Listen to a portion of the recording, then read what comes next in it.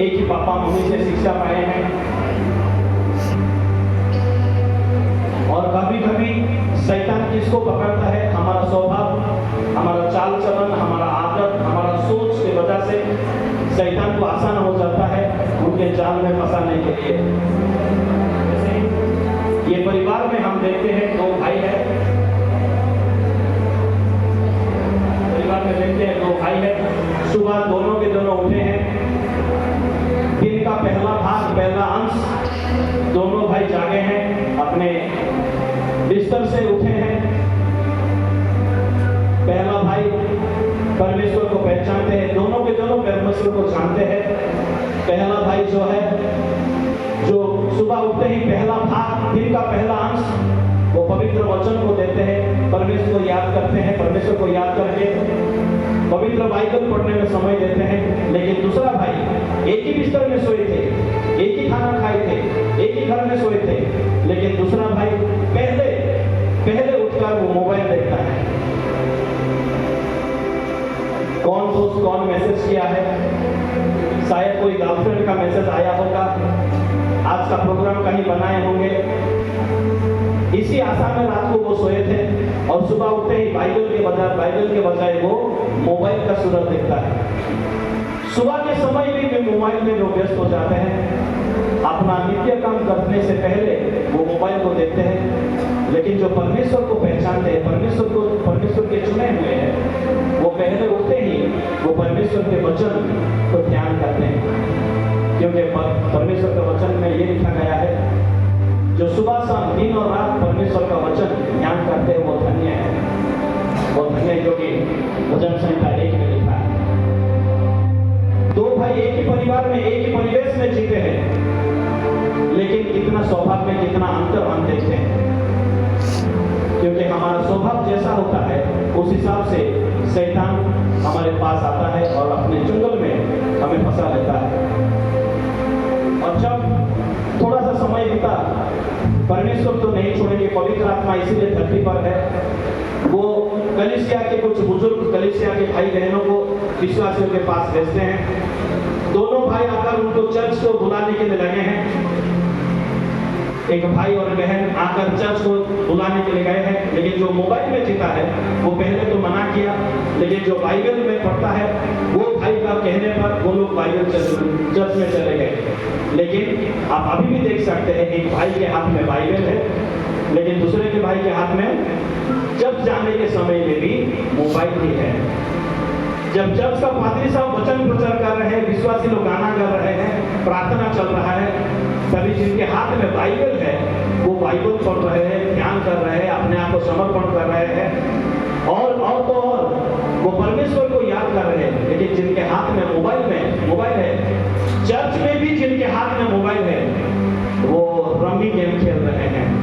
वहां पर भी गर्लफ्रेंड का मैसेज को वो खोज रहा है, कहां पर कौन सा गर्लफ्रेंड मैसेज किए हैं, चर्च में बैठे हुए।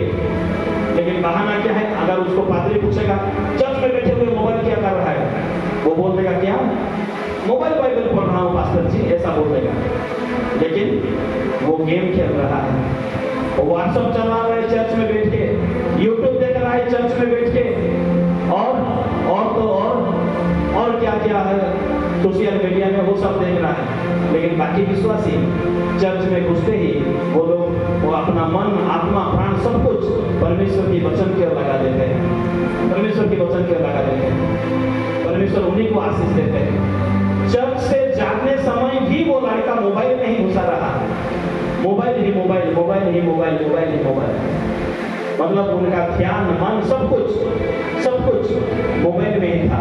लेकिन और एक भाई के हाथ में बाइबल था, जो लोग बुलाने के लिए आए थे उनके हाथ में भी बाइबल है। और आप लोग देखिए होंगे, जब भी चर्च में से विश्वास से निकलते हैं, रास्ते में कुछ भिखारी, कंगाल लोग, जरूरतमंद लोग बैठे रहते हैं।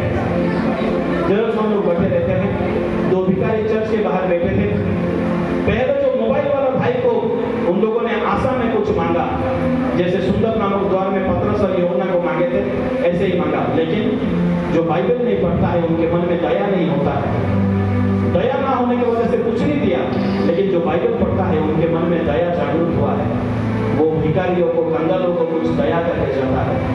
जो बाइबल पढ़ते हैं उनमें मसीह का स्वभाव होता है, लेकिन जो बाइबल नहीं पढ़ते हैं, मोबाइल पकड़ के रहते हैं, उनमें शैतान का स्वभाव होता है। ये यहाँ पर हम ये विषय देखते हैं, यहाँ पर देखते हैं। उस हिसाब से हर एक विषय के लिए परमेश्वर का लेखा देना पड़ेगा, हिसाब देना पड़ेगा। जब वो जाते हैं तभी भी मोबाइल वाला बाबू मोबाइल लेके चलता है।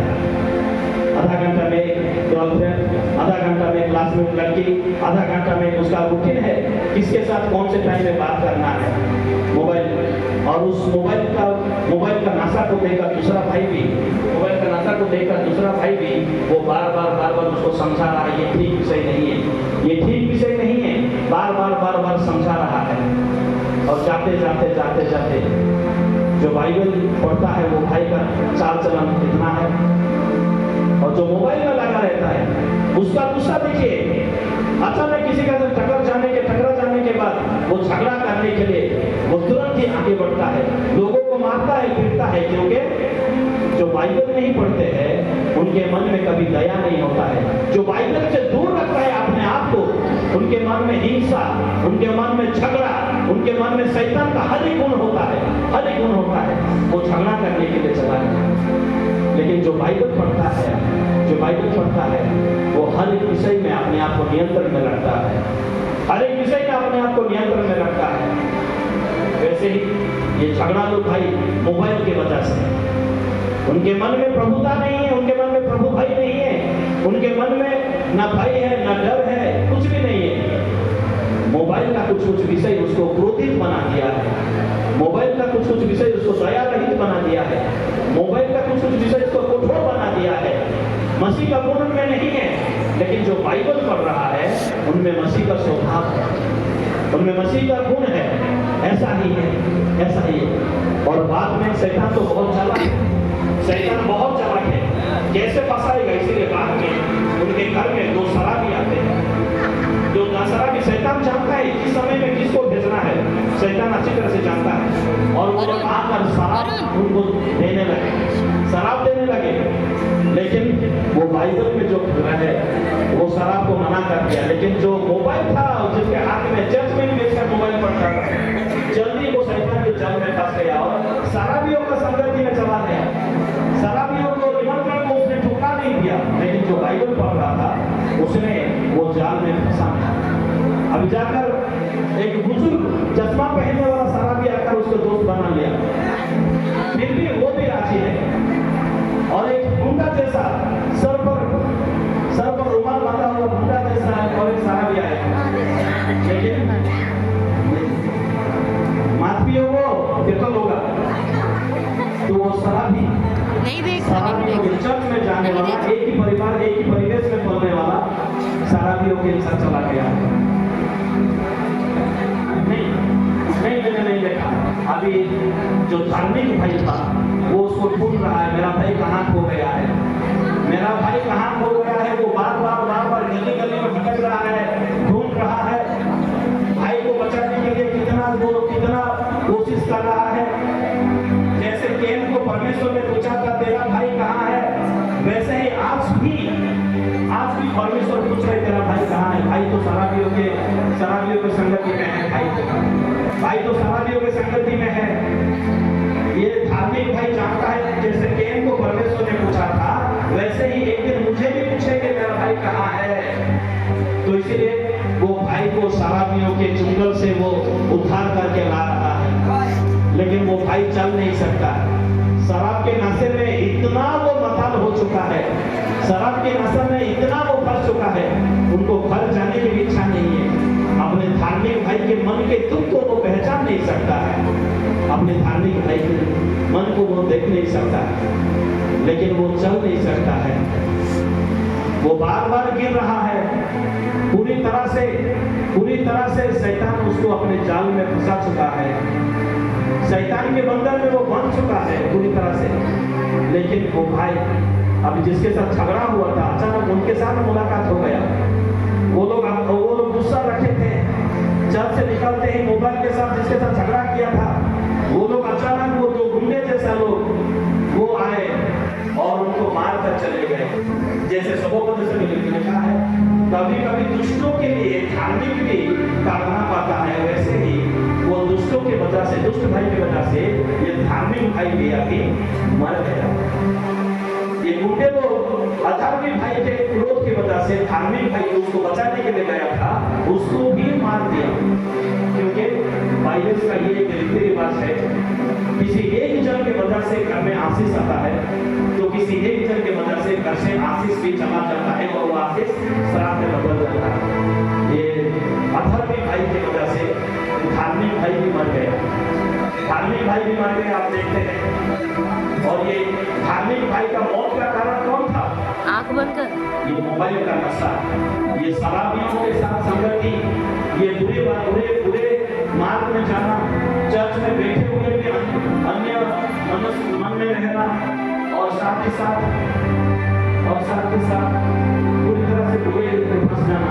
लेकिन मरने के बाद एक स्वर्गदूत आता है, जैसे हम लूका सुसमाचार का 16 अध्याय 19 से 21 तक हम देखते हैं। धनवान भी मर गया और लाजरस भी मर गया। उसके बाद स्वर्गदूतों ने आए और स्वर्गदूत आकर वो देखने लगा और दोनों बड़े हुए थे। एक जन को उठाया जो कि बाइबल में जी रहा था, जो कि परमेश्वर को भय कर रहा था, जो कि बाइबल पढ़ रहा था, दिन और रात बाइबल के वचन को मान रहा था।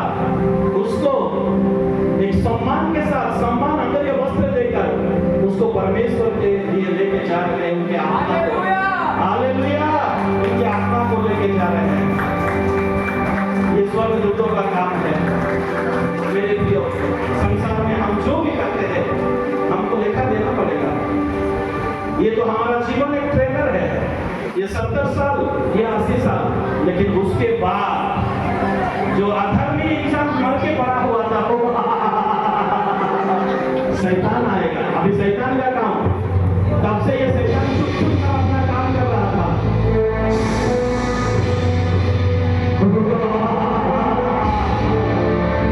शैतान बहुत खुश है अपने झूठ में रहने के लिए। शैतान बहुत खुश है।